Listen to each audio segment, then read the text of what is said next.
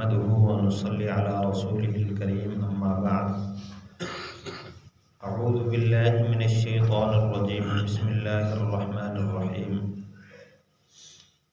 فطوعت له نفسه قتل أخيه فقتله فأصبح من الخاسرين فبعث الله غرابا يبحث في الأرض ليريه كيف يواري سوءة أخيه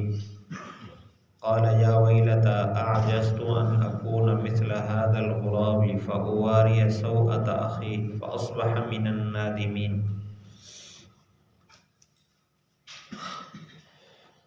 قابیل کو اس کے نفس نے تیار کر لیا اپنے بھائی کے قتل پر، اس نے اس کو قتل کر دیا، وہ خسارہ پانے والوں میں سے ہو گیا۔ اللہ تعالیٰ نے کوا بھیجا جو زمین کھریدتا تھا کہ اس کو دکھائے کیسے اپنے بھائی کی لاش کو چھپاتے ہیں۔ کہنے لگا ہے افسوس، میں تو عاجز ہوں کہ میں اس کوے کی مثل ہو جاؤں کہ میں اپنے بھائی کی لاش کو چھپاؤں، تو وہ ندامت پانے والوں میں سے ہو گیا۔ حضرت آدم علیہ السلام کے دو بیٹوں کا قصہ چل رہا ہے جن کا آپس کا تقابل شادی کی بنیاد پر ہوا اور وہ حسد تک پہنچ گیا، اور ان میں سے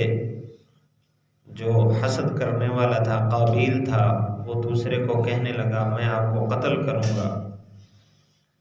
تو حابیل نے کہا کہ آپ اپنا ہاتھ بڑھائیں میری طرف قتل کے لیے، لیکن میں اپنا ہاتھ آپ کی طرف نہیں بڑھاؤں گا، میں رب العالمین سے ڈرتا ہوں، اگر تو ایسا کرے گا تو میرا گناہ اپنا گناہ لے جائے گا، جہنم والوں میں سے ہو جائے گا، اور ظالموں کا بدلہ تو بڑا سخت ہے۔ بہرحال قابیل نے حابیل کو قتل کر دیا۔ اللہ تعالیٰ نے ان دو آیات میں اس کا تذکرہ فرمایا، فطوعت له نفسه قتل اخی، کہ قابیل کے نفس نے اس کو ابھارا اس بات پر کہ اپنا بھائی کو قتل کرے۔ تفسیر روح المعانی میں علامہ علوسی رحمۃ اللہ علیہ نے روایت نقل فرمائی کہ کیونکہ حابیل بکریاں چراتا تھا اور قابیل کھیتی باڑی کرتا تھا، تو اب اس کے قتل کے درپے ہو گیا، رات دن یہی سوچ رہا تھا کہ میں کسی طرح اس کو قتل کر دوں۔ ایک دن تلاش میں نکلا، اس وقت حابیل بکریاں چرا رہا تھا پہاڑوں میں، دوپہر کا وقت قیلولے کا وقت تھا۔ جب وہاں گیا دیکھا کہ وہ سویا ہوا ہے، تو اب کیسے قتل کروں، اس کو قتل کا طریقہ بھی سوچ رہا تھا۔ تو ابلیس نے اس کے سامنے ایک پرندے کو پکڑا اور دو پتھروں کے درمیان اس کو دیا، نیچے پتھر رکھا، پرندے کا سر اس پر رکھا، اس پر دوسرا پتھر مارا تو وہ پرندہ مر گیا۔ تو اس نے بھی وہی صورت اختیار کی، پہاڑوں میں اس نے ایک بہت بڑی چٹان اٹھائی اور جا کر وہ سوئے ہوئے تھے اس کے سر پر ماری، وہاں ان کو قتل کر دیا۔ جب قتل کر دیا تو یہاں اللہ تعالیٰ نے فرمایا فَأَصْبَحَ مِنَ الْخَاسِرِينَ، خسارہ پانے والوں میں ہو گیا، اس کو دنیا آخرت کی ناکامی اس کے گلے پڑ گئی۔ سب سے پہلی بات تو یہ ہے کہ جب اس نے قتل کر لیا، اب وہ پریشان کہ میں اس کے ساتھ کروں کیا۔ اگلی آیت میں اس کا تذکرہ ہے،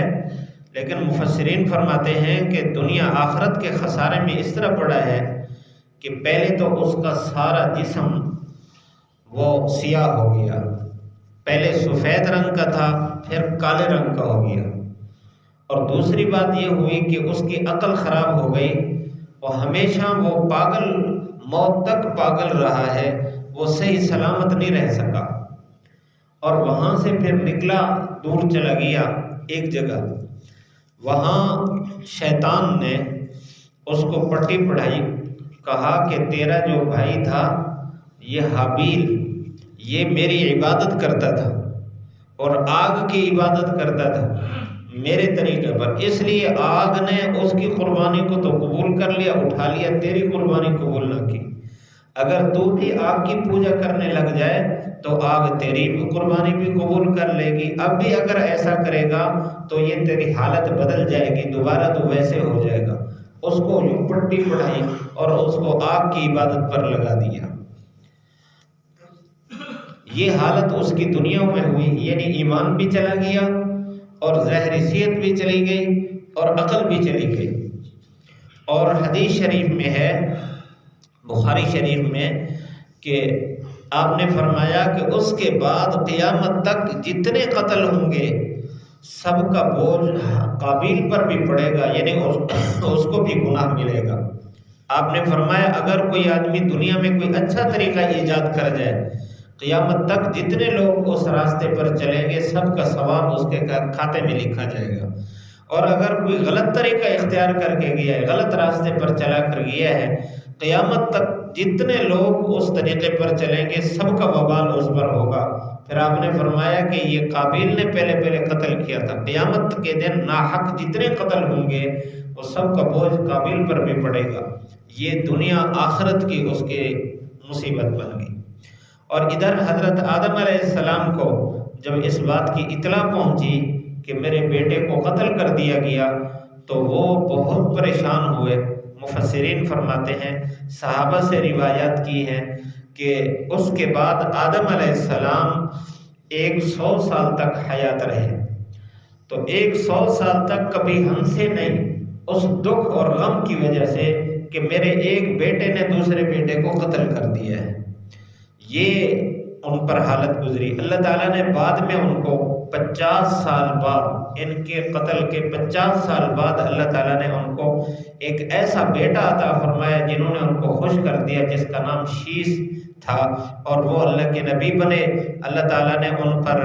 نبوت اتاری اور وہ انتہائی فرما بردار تھے، اور نبوت جو آدم علیہ السلام کے پاس پہنچی تو وہ آگے پھر شیش علیہ السلام کی طرف منتقل ہوئی۔ لیکن اس غم کو پھر بھی نہ بھولے، وہ 100 سال تک یہ کیفیت رہی۔ فرمایا فبعث اللہ غرابا یبحث فی الارض، کہ اللہ تعالیٰ نے، اب اس کو پتہ نہیں چل رہا تھا کہ میں کیا کروں، اپنے بھائی کی لاش کو کندھے پر اٹھا رکھا تھا کہ میں اس کو کہاں چھپاؤں، کسی کو پتہ نہ چلے۔ یہ قتل یا کوئی گناہ ایک ایسی مصیبت ہے کہ اس سے پہلے جب انسان کے اس پر کرنے کا ارادہ ہو، شیطان ساتھ ہوتا ہے اور شیطان اس کو سبز باغ دکھاتا ہے کہ تو گناہ کرے گا، کسی کو پتہ ہی نہیں چلے گا، اور اس کو اس پر ابھارتا ہے کہ تیرے لیے یہ منافع ہوں گے اس میں۔ جب گناہ کرا لیتا ہے، مقصد اس کا پورا ہو جاتا ہے، اس کے بعد پھر اس کو انتہائی ذلت اور خواری کی حالت میں چھوڑ کر چلا جاتا ہے، ندامت کی حالت میں چھوڑ کر چلا جاتا ہے۔ ان گناہوں میں قتل تو بہت بڑا گناہ ہے۔ تو اس نے یہاں بھی یہی وار کیا کہ جب پہلے تو اس کو ابھار رہا تھا، صورتیں بنا رہا تھا، جب اس نے قتل کر دیا اب اس کے بعد اس پر ندامت اور پریشانی ایسی ڈالی کہ وہ اپنا دماغ کھو بیٹھا، ظاہری حسن و جمال ختم ہو گیا اس کا، دنیا برباد کر بیٹھا۔ اب وہ اتنا اس کو چھپانے کے چکر میں بھی کہاں چھپاؤں، اس کو کندھے پر اٹھا کے پھر رہا تھا۔ تو اللہ تعالیٰ نے یہاں فرمایا فبعث اللہ غرابا، اللہ نے ایک کوا بھیجا۔ اب پرندے تو بہت سارے ہیں لیکن کوا یہ انتہائی بے وقوف ایک پرندہ سمجھا جاتا ہے، یعنی اس میں احترام کسی چیز کا نہیں ہے، لیکن وہ بھی اپنے مقتول بھائی کو جو اس کا مرا ہوا تھا اس کو اٹھا رکھا تھا، اس کے لیے اس نے گڑھا کھودا، یبحث فی الارض، اپنی چونچ کے ساتھ اور پنجوں کے ساتھ گڑھا کھودا، لیوریہ، مقصد یہ تھا کہ اس کو دکھائے کہ مردہ بھائی کو کیسے دفن کرنا ہے، چھپانا ہے، کیف یواری سوءۃ اخیہ، اپنے بھائی کی لاش کو کہاں چھپانا ہے۔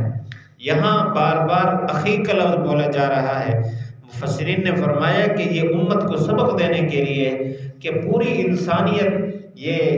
یہ ایک اماں ابا کی اولاد ہے، یہ بھائی ہیں، تو جس طرح یہ بھائی اپنے حقیقی بھائی کو قتل کر کے انتہائی ندامت کی حالت میں تھا، تو یہ انتہائی ایک برا فعل تھا۔ تو دنیا میں اس طرح کا کام انسان کو پاگل کر دیتا ہے، اور وہ جتنی انسانیت ہے سب بھائی ہیں، اس لیے اپنے آپ کو یہ سوچنا چاہیے کہ میں جو کردار ادا کر رہا ہوں اس کے نتیجے میں میرے ساتھ کیا ہوگا۔ اس کی شناعت کو بیان کرنے کے لیے بار بار بھائی کا لفظ بولا جا رہا ہے کہ بھائی کی لاش کو کیسے چھپائے۔ قال یا ویلتا، جب اس نے دکھا دیا تو یہ افسوس کرنے لگا، اعجزت ان اکون مثل هذا الغراب، میں تو اس کوے سے بھی گیا گزرا ہو گیا کہ میں اپنے بھائی کی لاش کو چھپا نہ سکا۔ فاصبح من النادمین، وہ ندامت اور افسوس کرتا رہا ہمیشہ کے لیے کہ میں نے یہ برا کام کیا ہے۔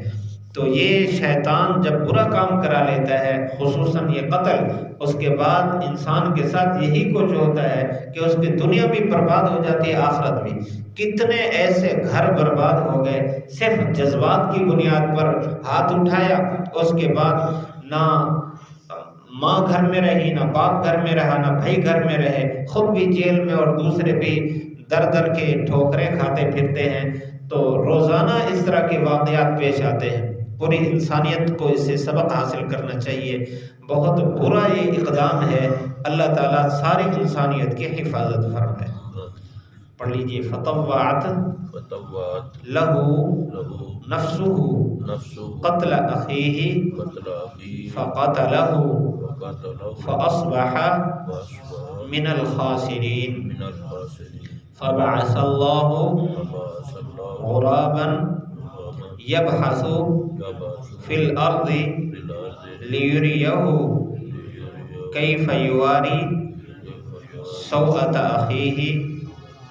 قال یا ویلتا اعجزت ان اکون مثل هذا الغراب فأواری سوءۃ اخی فاصبح من النادمین۔ فطوع، ابھارا، لہو، اس کو، نفسہ، اس کے نفس نے، قتل اخیہ، بھائی کے قتل پر، فقتلہ، اس کو قتل کر دیا، فاصبح من الخاسرین، وہ خسارہ پانے والوں میں سے ہو گیا۔ فبعث اللہ غرابا، اللہ تعالیٰ نے کوا بھیجا، یبحث فی الارض، جو کھریدتا تھا زمین میں، لیریہ، تاکہ اس کو قابیل کو دکھائے، کیف یواری، کیسے چھپائے، سوءۃ اخیہ، اپنے بھائی کی لاش کو۔ قالا، کہنے لگا، یا ویلتا، ہے افسوس، اعجزت، میں تو اس سے بھی عاجز ہوں کہ ان اکون مثل هذا الغراب، کہ اس کوے کی مثل ہو جاؤں، فاواری سوءۃ اخی، کہ میں چھپاؤں اپنے بھائی کی لاش کو، فاصبح من النادمین، وہ ندامت کرنے والوں میں سے ہو گیا۔